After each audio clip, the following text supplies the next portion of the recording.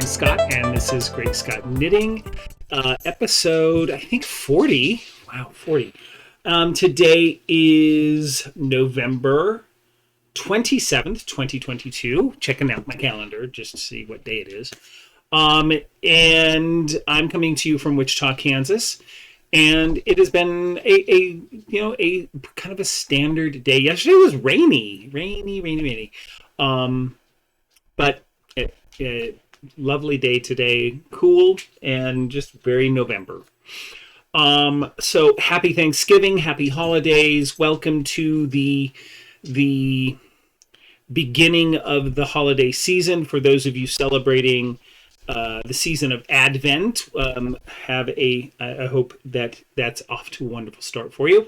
And for those of you who are celebrating the myriad of other holidays, I hope that it is joyful, filled with light and happiness as you go through this season. It's gift making, gift giving season. So, take care of yourselves as you're out there either gift buying or if you're out there gift making. Don't overextend. Remember, this is a joyful holiday. This is supposed to be a holiday season where we take stock of the joy that we have in each other, not just the consumerism of the day. So, welcome in to my little corner of the fiber YouTube knitverse internet place. I'm kind of all over the place today, but that's okay. I have been watching the last 4 or 5 hours of the YouTube Dudes Live marathon with starting off with Cabin Boy Knits early this afternoon, going over to the Wool Patch, to Needles at the Ready, to Piece for Piece Crafting, and then winding up with Fiber Hustle. So it's been a delightful afternoon of enjoying those Tube Dudes Live, and finishing up a little bit of knitting on a quick little project that I've been working on.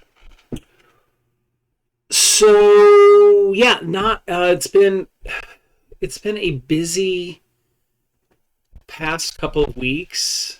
But busy but not busy. It's kind of been really strange. With the holiday of US Thanksgiving on this past Thursday. So it's just been kind of crazy. I haven't gotten a lot of knitting done, but I've gotten some knitting accomplished. So let's jump right into it. So finished objects. I have the first finished object I have, which I only have two. The first finished object I have is the let me just pop back here real quick. It is the Pine Cone Bearer Beanie by Benjamin Matthews. It is a paid for pattern, but let me put this out there. But this weekend and this weekend only, and it ends at midnight Central Standard Time US. He does have a code that he is offering you this pattern for free to kick off the holidays. It is a cute pattern. Check this out. He does a lot of these cute little hat patterns that have these little medallions on them, and this one has this sort of Christmas tree looking, pine tree looking medallion on it. It is a super cute little hat here. Let me get it turned the right way. Where the just really cute there. You get that little pattern going on. Now, This is knit. I knit this pattern in Audine Wool's Sleek, so it is a knit crate yarn that I had. And this is in their Sleek base, which the Sleek base is, I have the card right here. So Audine Wool Sleek, and this is 55% fine merino wool, 30% baby alpaca, and 15% mulberry silk. So it is super soft. And of course you can see this very lovely bright green color. Works, just works very well, looks very festive for the holidays. I'm going to make another one of these because it only took me about 47 grams to make this version. I'm going to make another one. But I need to make the brim a little bit longer because it doesn't quite cover my ears. And I may do an additional repeat before I do the crown decrease. Because I just want it to be a bit longer. And that's not usual for my head with most hat patterns, because when I put it on, you can see it just barely covers the tops of my ears, but not the bottom of my ears. And I want to cover my whole ear. And that's just how I like to wear a hat. Other than that, love the pattern. Absolutely adorable. And I hope I get this uploaded because it is Sunday night. So I want to get this uploaded. Hopefully a few of you will be able to run out and grab this pattern for free. And if you don't get it for free, pay for it. It is absolutely worth it. It is absolutely worth it. So check out that. Now, the other finish, I have one other finished object. And this, is running on vibes of Aaron from Fiber Hustle. I have a dishcloth. Woohoo! Dishcloth power here. So this is the it's simply called dishcloth and is a Lion brand yarn pattern. And it's just a real basic waffle stitch. So you can kind of just see that. That's just a real standard basic waffle stitch pattern. And I used, your standard peaches and cream type of cone. I don't even remember the colorway, but it's just, and when I say dishcloth, I mean I'm going to be using this in the kitchen in the week. I really like the size of it. It's nice. It's bigger than my hand. Now it'll shrink down a little bit when used in nice hot water because I use lots of hot water. So it'll shrink down a little bit, but it'll still be a very good size. So and I love the texture, which will make it nice, really great for washing dishes. So there we go. Dishcloth. And that's the extent of my finished objects. Now, works in progress. I'm still working the multi-directional scarf. I've made a little bit of progress on it. It is technically one that I could just be knocking out and getting finished, but I just haven't. But it'll be a nice basic scarf with these basic color blocks going on. I'm back up to the colorway, but it's not quite, it needs to be longer. So I'm going to have to continue knitting this. Maybe I really need to get that done over this next week. So I'm going into December to really jump into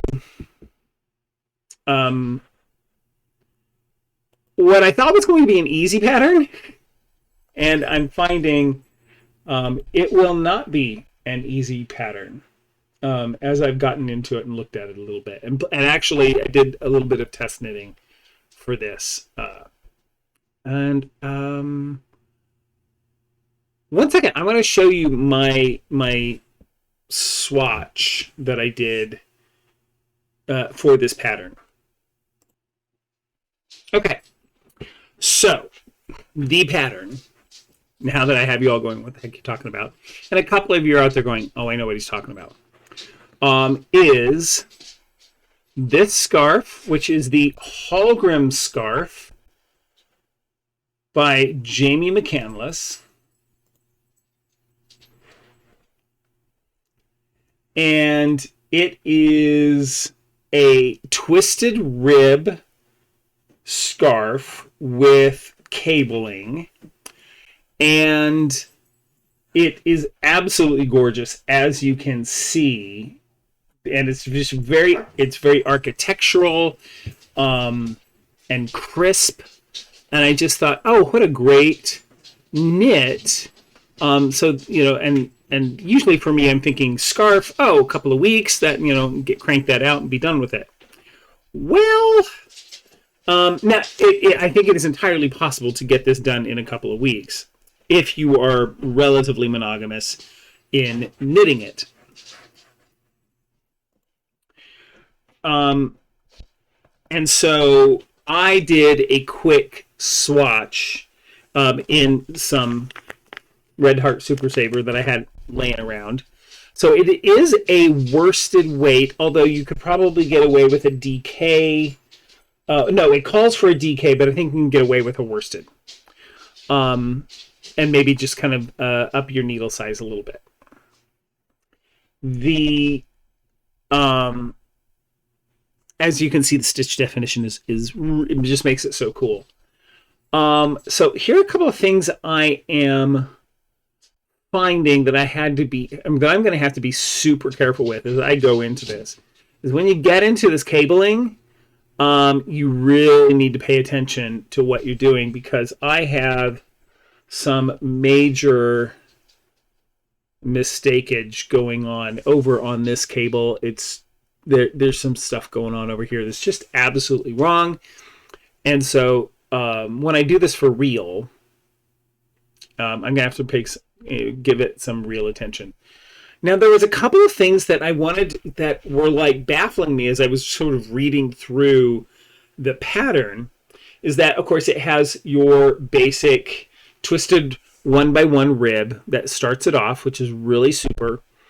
And then you actually increase stitches. You increase your stitch count a little bit. And I was thinking, oh my gosh, that's going to cause it to flare. It's magic. It doesn't. I mean, it may be a little bit, but once you block it out, it's going to look just absolutely solid. So these little reverse stockinette panels in the middle are kind of where you have those increases, but because of the twisted stitch, it gets pulled in and disappears. And then, of course, you have your cables that are up in this as well. So I'm excited to cast this on for real with the actual yarn that I'm going to be using for this project, or at least for this version of the project. So I did this, and you'd be like, well, you know, why did you use Red Heart Super Saver? Well, I had some Red Heart Super Saver, and I wanted to just get a feel for what this pattern was about, and get a sense of, is this really something I'm wanting to delve into, and how easy is it going to be? Because I was thinking, okay, so I did the Stephen West knit along, and in the Stephen West knit along, he uses a lot of twisted stitches with some light cabling in those twisted stitches, basically moving the stitches back and forth like this, which is a basic two-stitch cable. You're just simply moving the stitches over. And I was like, oh, I want to do some more of that. I kind of want to jump into a project that really focuses on the twisted rib technique and twisted cabling. And this pattern, which I'd seen come out back in 2020, I was mentally obsessed with, and I was like, I really want to knit that, and now's the day, now's the time. So at the end of October, I said this was going to be my plan to whip out a hologram scarf. This is not going to be one of those whip it out type of things. This was probably about 3 hours of dedicated knitting. So, and that's for me. I mean, I can't speak to how quickly others might go. I need to slow down. My tension isn't quite where it needs to be. But then again, this is also Red Heart Super Saver, full acrylic. It's not going to look quite the same in the yarn that I'm choosing. So the big question is, what is the yarn that I'm choosing? So I have some stash yarn that was gifted to me a couple of years back.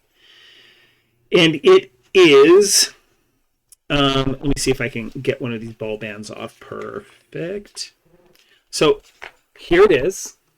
It is a kind of a charcoal gray yarn. These are 50-gram balls, and I have a whole bunch of it. But it is ice yarn.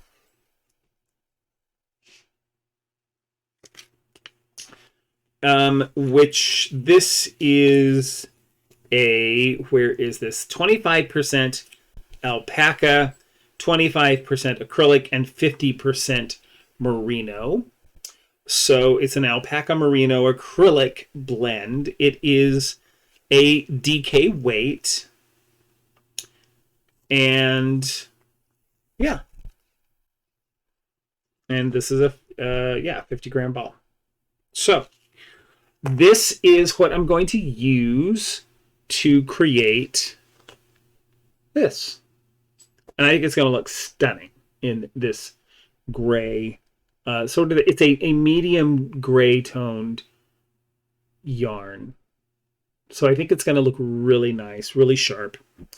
I think the cable, the twisted rib will really pop with that.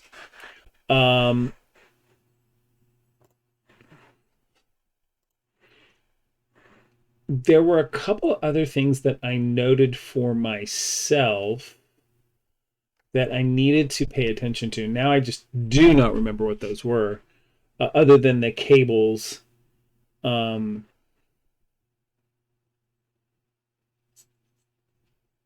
think maybe the other thing was making sure that I don't do any additional yarn overs, because you are going front to back and back to front rather commonly, and so it's, at least for me, it is very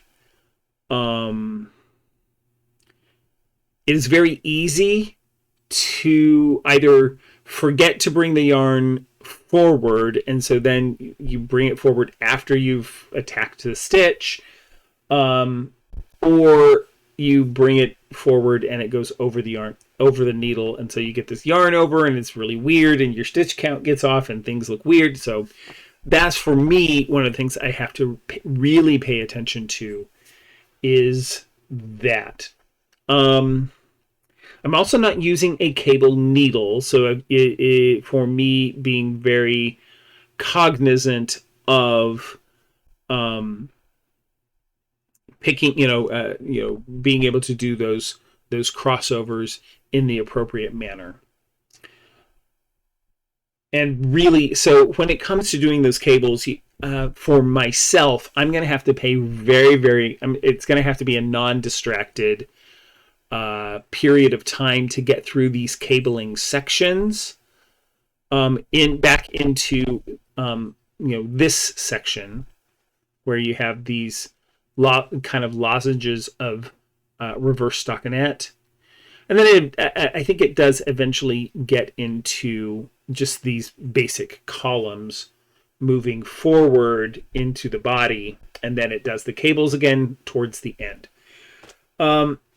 So for me, that's going to require sections of concentrated, uninterrupted knitting so that I don't screw it up and it looks terrible and I have to tink back.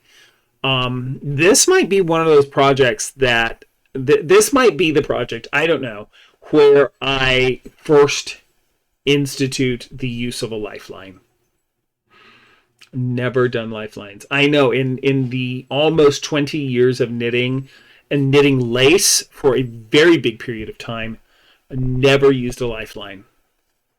I just, if there was a mistake, either I tinked back and fixed it or it just remained.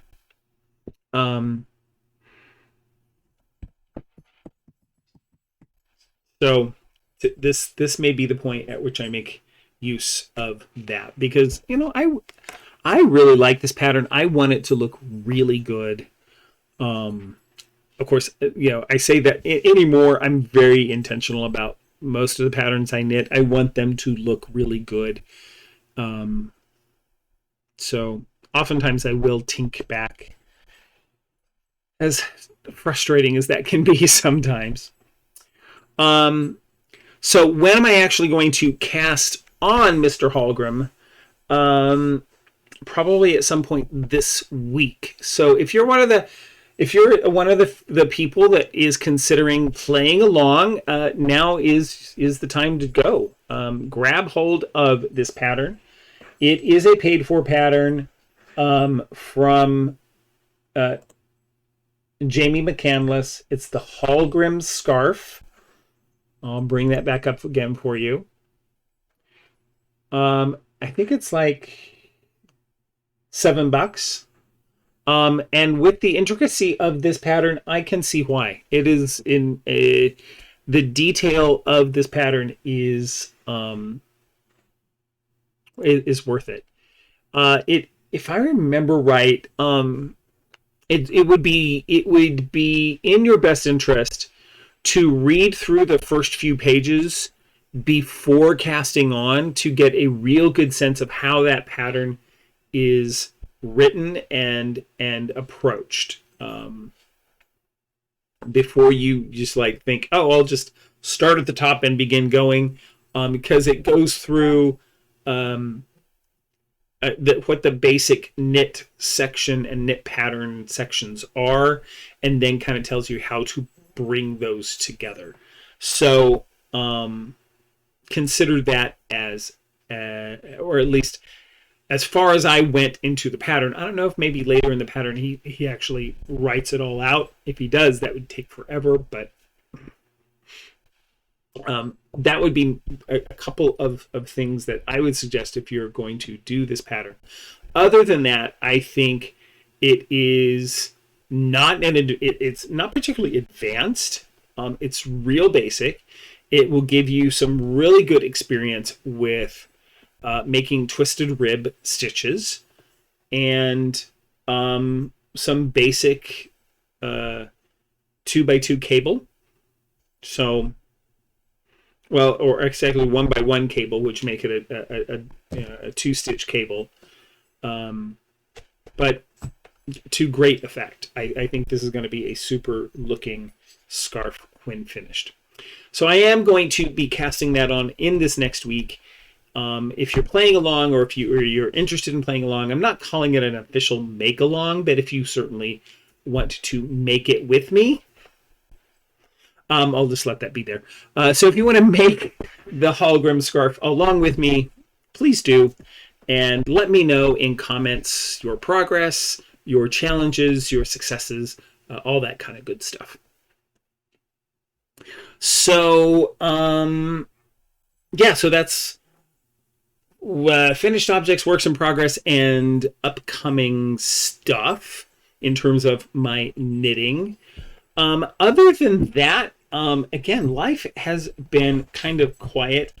Went to the Wichita Art Museum this weekend with a friend who came in from out of town, from Kansas City.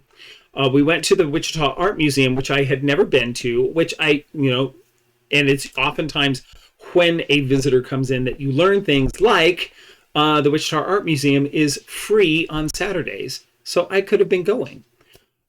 So we went. It's a small-ish art museum, but they have a really lovely collection. A couple of huge highlights, and I'll probably infill some pictures here at this point, but some real hallmark types of things about their collection is they have some really lovely Chihuly glass exhibits, two especially that I'm highly impressed with. And the first one is in the entryway, which is technically a walkway in the on the second floor, but in the entryway you look up, and there is this display of Chihuly glass encased in the walkway. It's kind of hard to describe, but it's really quite stunning. A couple other really cool paintings, and I'll pop some of those in here towards the end for you to see. That, of course, I was highly impressed with and really enjoyed. They don't have a lot of what I would call the European masters. I mean, it's a small regional art museum, so they actually have a bit of a better collection of mid 20th century artists, art drawings. They had an actually really cool curated exhibit of Mexican drawing and Mexican print work artistry from the early to mid 20th century, a little bit towards the latter, but more kind of focusing on post-revolutionary times, and also the labor movement, the socialist movement in Latin America and Mexico and Latin America during the early and mid 20th centuries. So very fascinating. I'll include a couple of images that I captured from there that I thought were striking. But really enjoyed that trip to that. I've been out to our botanical gardens a couple of times, taking some my aunt, or my husband's aunt, and of course our friend who was in from out of town this weekend. We went to the botanical garden last night, avoided the rain, thank God. But yeah, it's just again a lovely place to be. So with that, I'm going to go ahead and be done. It's not a whole lot knitting wise to talk about, and no acquisitions at this point. It's going to be a slow holiday season in terms of fibery acquisitions for me. It's going to be a little bit more around trying to create, use some of the stuff I have, and I have a pretty darn good stash going, as you can kind of see back there. So with that, take care of yourself. Now I read a really interesting article that kind of alluded to the idea that we are in the winter months, and from a natural standpoint, our animal inclination is to begin to hibernate, to come in close to home, maybe nest a little bit, maybe become a little bit more of a homebody, a bit more comfort food, maybe put on a few extra pounds due to the winter months, and that is a very natural thing to occur. Now, take care of yourself in terms of eating smart. Don't just put on extra pounds because it's like, well, Scott said it was okay.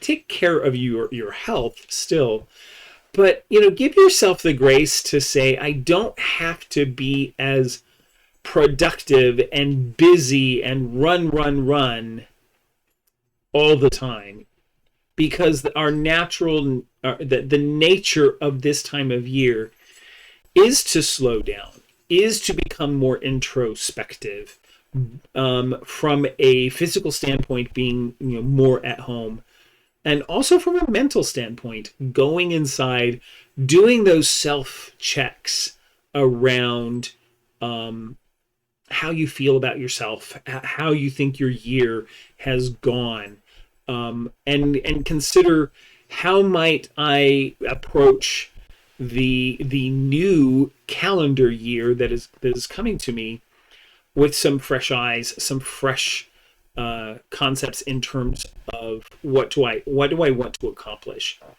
and use these winter months to prepare yourself to go into spring with new energy, with a new ideas of how you want to approach life, how you're going to go through life, and sort of burst into those spring months with new life.